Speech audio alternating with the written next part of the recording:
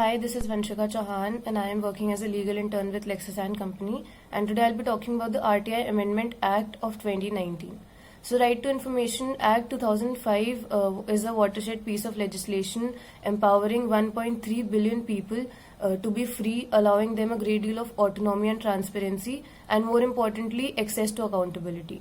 So the need for a formation of a legislation giving access to people the right to information was felt in the late 1990s, which ultimately led to the formation of the Freedom of Information Act of 2002.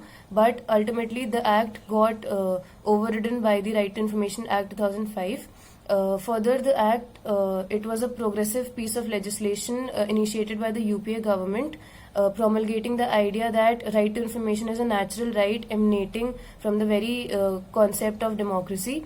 Also, this act is in accordance with Article 19(1)(a) of the Constitution of India, which confers upon the citizens the right or the freedom of speech and expression.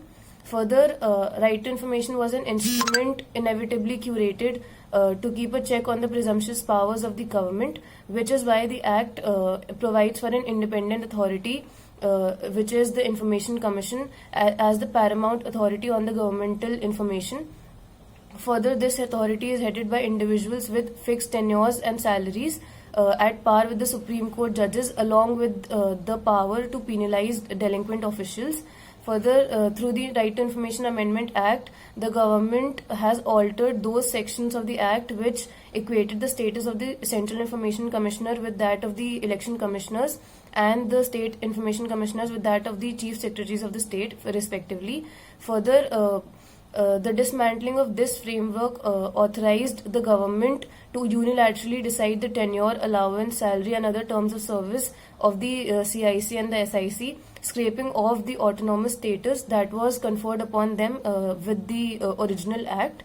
Now, through the RTI Amendment Act 2019, the government has revised sections 13 and 16 of the act, which primitively equated the status of the CIC and the SIC with that of the election commissioners and the chief secretaries of the state, respectively.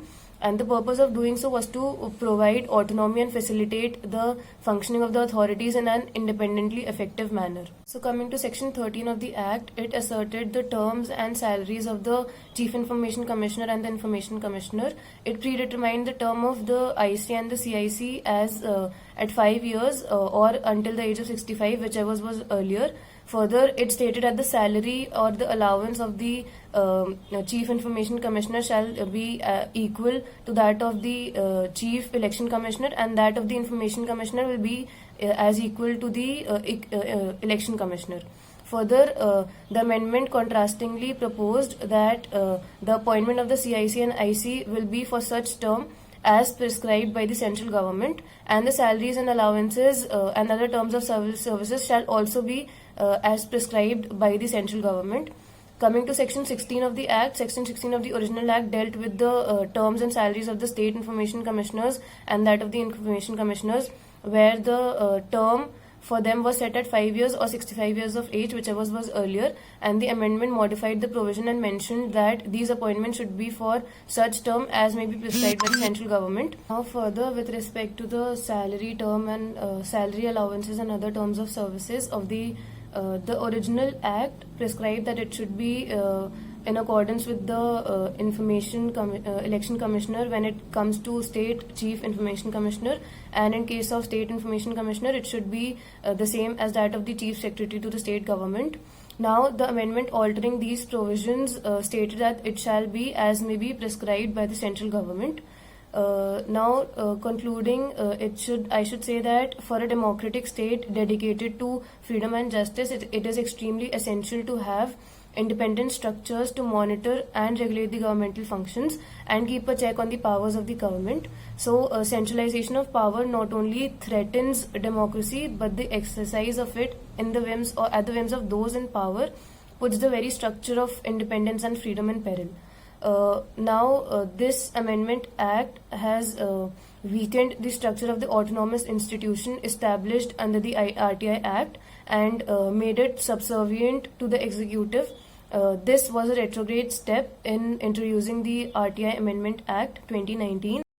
Therefore, there is a very strong nexus between the fixity of tenure, salary, and other terms, and of the people appointed to work in an institution and the independence of that particular institution. So, it is well established that one of the key constitutional element of an independent organization is a basic covenant of a fixed salary and a fixed tenure. And such institution in our case being the Chief Information Commission or Election Commission or Lokpal, etc. Now, the RTI Act is supposed to be a prerequisite of a mature, vibrant, and genuine democracy, whereas the RTI Amendment Act is nothing but a means to an end, burying the democracy under the coal tomb.